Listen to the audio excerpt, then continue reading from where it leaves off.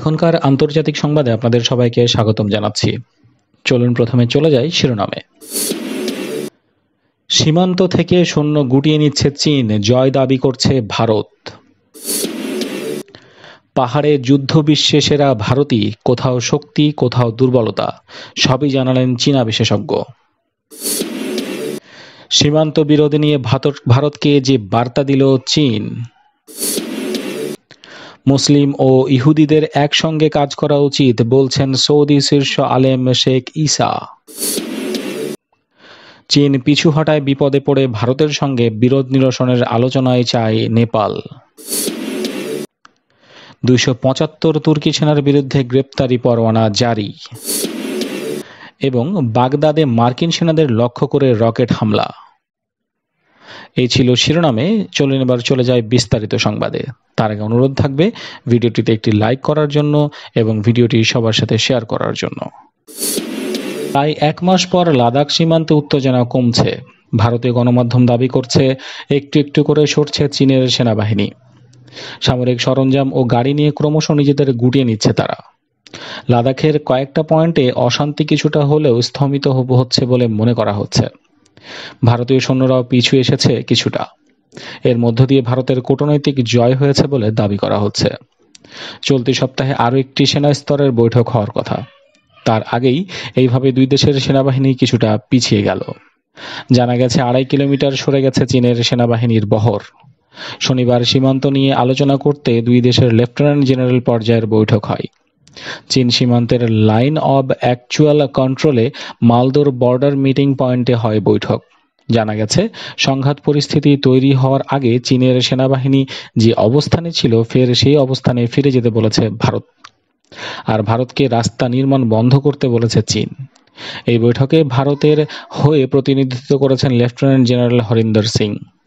তিনি 14 কর্পসের কমান্ডার। অন্যদিকে Tibet military ডিস্ট্রিক্টের কমান্ডার ছিলেন চীনা প্রতিনিধি হিসেবে।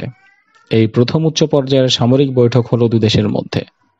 ভারত চীন সীমান্তের 70 বছর পূর্তির কথা মাথায় রেখে দ্বিপাক্ষিক সামরিক সম্পর্ক মেরামত করার কাজে সম্মত হয়েছে দুদেশ। লাদাখ ও সিকিমে সীমান্তে যে টানাপোড়েন তৈরি হয়েছে তা নিজেদের মধ্যে আলোচনা করে মিটিয়ে ফেলা হয়েছে বলে দুই দেশই জানিয়েছে। আপাতত সীমান্তে শান্তি ও স্থিতাবস্থা রয়েছে বলে জানিয়েছে নয়াদিল্লি। ভারতের পক্ষ থেকে সীমান্তে রুটিন মহড়া চালানো হয়েছে, তেমনি সাধারণ নজরদারি চলেছে চীনের পক্ষ থেকেও। সুউচ্চ পাহাড়ি এলাকায় লড়াইয়ের জন্য বিশ্বের সবচেয়ে প্রশিক্ষিত, বৃহত্তম এবং সবচেয়ে অভিজ্ঞ সেনা আমেরিকা, রাশিয়া বা কোনো ইউরোপীয় শক্তির হাতে নয়, রয়েছে ভারতের হাতেই। এই কথা ভারতীয় কোনো সামরিক বিশেষজ্ঞ বা সেনা কর্মকর্তা নয়, বলেছেন চীনের পিপলস লিবারেশন আর্মির সরঞ্জাম প্রস্তুতকারী শীর্ষস্থানীয় সংস্থার সামরিক বিশেষজ্ঞ। তিনি বলেছেন, পাহাড়ে মোতায়েন থাকা প্রত্যেক ভারতীয় সেনা সদস্যই পর্বতারোহণে দক্ষ। বিশ্বের অন্যতম সেরা সামরিক ও প্রতিরক্ষা জার্নাল হিসেবে বিবেচনা করা হয় মডার্ন ওয়েপনারি ম্যাগাজিনকে। চীনের রাষ্ট্রায়ত্ত চীনা north industries group corporation limited থেকেই এই জার্নাল প্রকাশিত হয়। এই সংস্থা পিএল এর জন্য সামরিক বিভিন্ন সরঞ্জাম প্রস্তুত করে থাকে।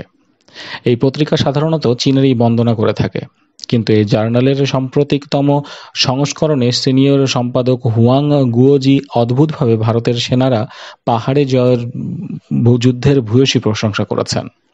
তিনি লেখেন, পর্বতারোহণ ভারতীয় পার্বত্য এলাকার মোতায়েন প্রত্যেক সেনা সদস্যের প্রয়োজনীয় দক্ষতা। ভারত বেসরকারি খাত থেকেও প্রচুর পেশাদার ও অপেশাদার পর্বতারোহীকে নিয়োগ করে। 12টি বিভাগ মিলিয়ে ভারতের হাতে এইরকম 2 লাখেরও বেশি সৈন্য রয়েছে। সিয়াচেন হিমবাহী এলাকাতে ভারতীয় সেনাবাহিনী 5000 মিটারেরও বেশি উচ্চতায় কয়েকশো সেনা ফাঁড়ি স্থাপন করেছে। পাহাড়গুলিতে 90-এর উপযোগী অস্ত্র রয়েছে ভারতীয়দের হাতে।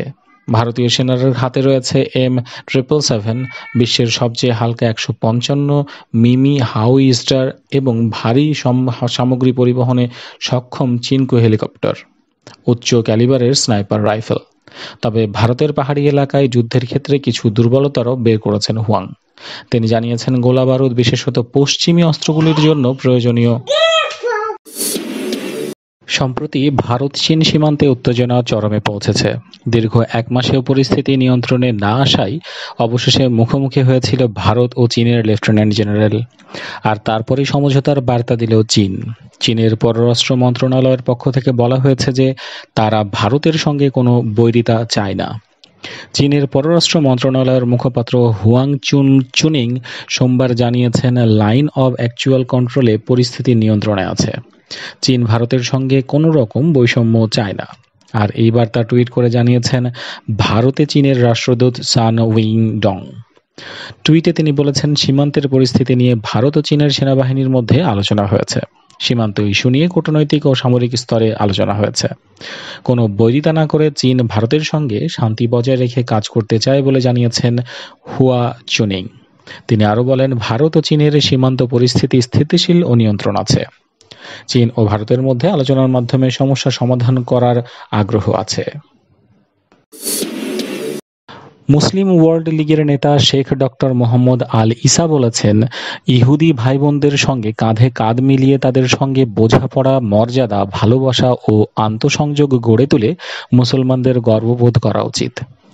জেরুজালেম পোস্ট আল ইসা তার এ বক্তব্য ভিডিওর মাধ্যমে ছড়িয়ে দিয়েছেন।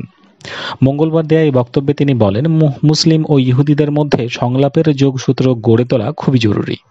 তাদের একসঙ্গে কাজ করা উচিত সম্পর্ক পুনঃস্থাপনের জন্য। শতাব্দীর পর শতাব্দী তারা একসঙ্গে বাস করলেও গত কয়েক দশক ধরে দুঃখজনকভাবে আমাদের মধ্যে বিভাজন চলছে। ওয়ার্ল্ড লীগের নেতৃত্ব পাওয়ার পর এ লক্ষ্যেই তিনি কাজ করেছেন জানিয়ে আল ইসা বলেন, সন্ত্রাস, ঘৃণা ও বিদ্বেষ দূর করে মুসলিম ও ইহুদিদের মধ্যে অংদারিত্বের বন্ধন গড়ে তুলতে হবে। এ বছরের শুরুতে আল ইসা পোল্যান্ডের অসৎ কনসেন্ট্রেশন ক্যাম্প পরিদর্শন করে বলেছিলেন, কোনো ইহুদি, মুসলিম, খ্রিস্টান, হিন্দু, শিখ বা ঈশ্বরের কোনো সন্তানের জন্যে হলোকাস্টের মতো এমন বিয়োগান্তক ঘটনা যেন না ঘটে। বিশ্বের বিভিন্ন দেশে ইহুদিদের উপর হামলার নিন্দা জানান আল ইসা। তিনি বলেন, Pittsburgh, San Diego, Munsey, new York, হ্যালে বা অন্য কোথাও হোক, এ ধরনের হামলা মানবতার উপর, যেন মুসলমানদের উপরই হামলা। এক অনুষ্ঠানে কমব্যাট অ্যান্টি সেমিজিজম মুভমেন্টের নেতা সাকা আর রাথম্যান আল ইসার হাতে কমব্যাট অ্যান্টি সেটিটিজম অ্যাওয়ার্ড 2020 তুলে দেন।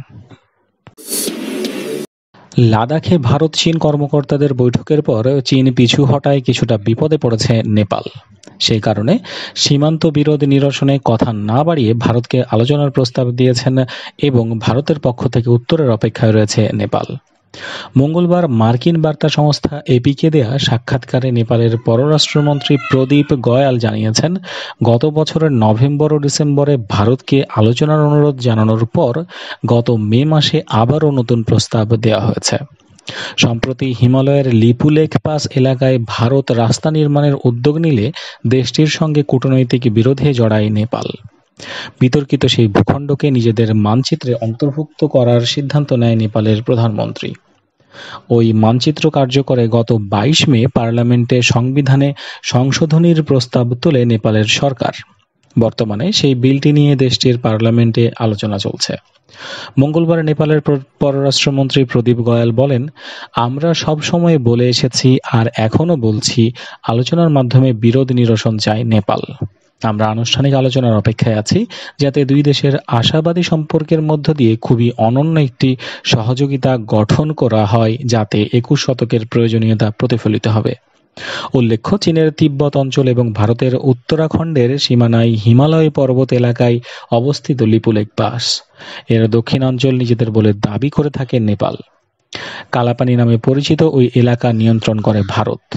হিমালয়ের 17,000 ফুট উচ্চতায় সম্প্রতি 80 কিলোমিটার দীর্ঘ একটি রাস্তা নির্মাণের উদ্বোধন কাজ করেন ভারতের প্রতিরক্ষা মন্ত্রী রাজনাথ সিং। 1816 সালের এক চুক্তির অধীনে লিপুলেখ পাসের অংশ বিশেষ দাবি করে থাকে নেপাল।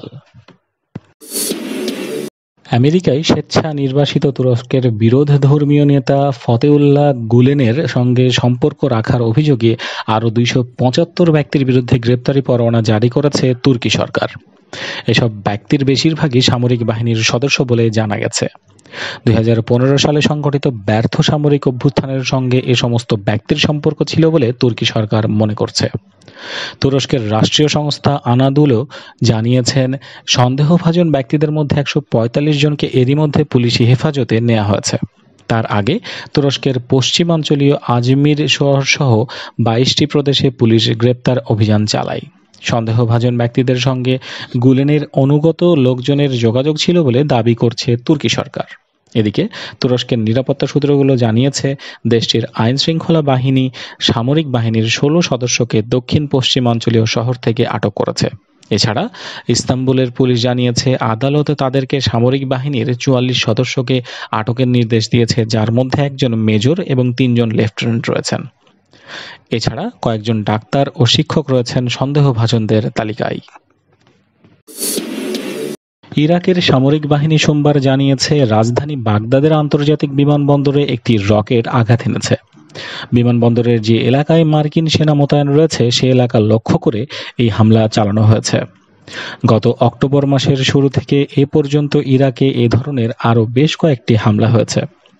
এক নিরাপত্তা কর্মকর্তা এএফপিকে জানিয়েছেন, তবে রকেটের আঘাতে কোনো ক্ষয়ক্ষতি কিংবা হতাহতের খবর পাওয়া যায়নি। করোনা ভাইরাসের কারণে লকডাউনের অংশ হিসেবে বাগদাদ আন্তর্জাতিক বিমানবন্দর বন্ধ রয়েছে। সেখানে করোনা ভাইরাসে 13,000 আক্রান্ত এবং 400 জনের মৃত্যু হয়েছে। সোমবারের হামলাসহ মার্কিন সৈন্য ও কূটনীতিকদের টার্গেট করে গত অক্টোবর থেকে পর্যন্ত 29 দফা হামলা চালানো হয়। কোনো ব্যক্তি বা গোষ্ঠী এ হামলার দায়িত্ব স্বীকার করেনি। তবে ওয়াশিংটন ইরাকের প্রতিবেশী ও মার্কিনীদের ঘোর শত্রু ইরান সমর্থিত সশস্ত্র গ্রুপগুলোকে এই হামলার জন্য দায়ী করেছে।